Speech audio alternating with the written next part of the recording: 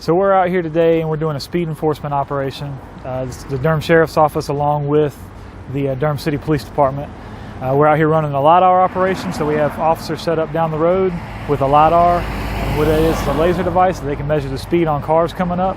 So this is a 45-mile-an-hour zone we're in today, so they're measuring the speed on these cars coming up and calling them out to the officers up here staged, and then we're stopping these vehicles. We're doing this in an effort to slow the traffic down out here. The city's had a lot of reports of some crashes and things of that nature out here on this stretch of road, so we come out here to slow traffic down and hopefully to make our roadways a little safer for people to travel on. We're going to be right behind a sedan in the number 2 lane, black Acura SUV, number 1 lane, 67 miles per hour at 1,036 feet. Most of the time our enforcement areas that we choose are areas that have high amount of crashes in them, or an area where we've received a lot of complaints from citizens. You know, we're not able to be everywhere all at the same time, but people see things and they tell us, and so we'll go to those areas to try to do some traffic enforcement and slow cars down. And then we also look at things as like vehicle fatalities, and we try to, and if an area has a spike in vehicle fatalities, we'll come to that area to try to slow the traffic down and, like I said, just try to make it safer for everybody to travel around.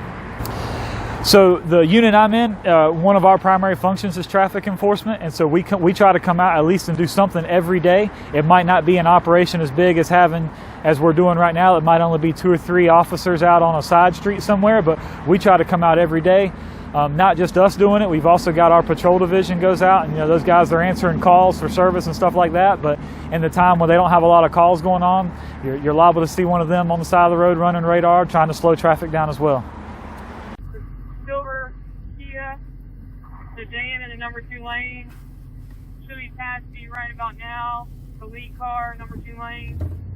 64 miles an hour at 690. 64 miles an hour at 690. So in North Carolina, you can technically be stopped for going just 1 mile over the speed limit because it's an absolute speed state. However, most of the time when we're out here running these operations, we're targeting cars that are going a substantial amount over the speed limit. We're not getting the people that are going 5 or 6 miles an hour over the speed limit. It's typically people who are substantially exceeding that speed limit, which is going to make it more dangerous for the people pulling in and out of parking lots and maybe pedestrians crossing the road and stuff like that.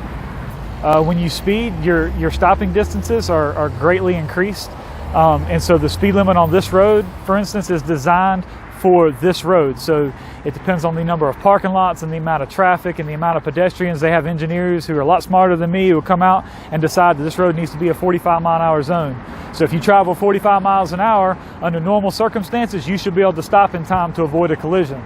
If you're traveling 65 miles an hour on a 45-mile-an-hour road, then you've greatly increased the amount of time that it needs to stop, and you're increasing the amount of chances for you to get into a collision. You want to go ahead and try to make some indication to us that you see us and that you're going to slow down. If you're in a safe place to pull over, you want to go ahead and pull over right there. If you're not in a place where you feel safe pulling over, throw your hazard lights on, put your turn signal on, let us know that you see us, and then proceed to the closest, safest area for you to pull over, whether that be a parking lot or the next side street. And as we approach the car, just be courteous and polite with us, and we're going to try to be courteous and polite with you, and we're going to try to make the stop go as smooth as we can for you while we're dealing with the speed that you or whatever we stopped you for.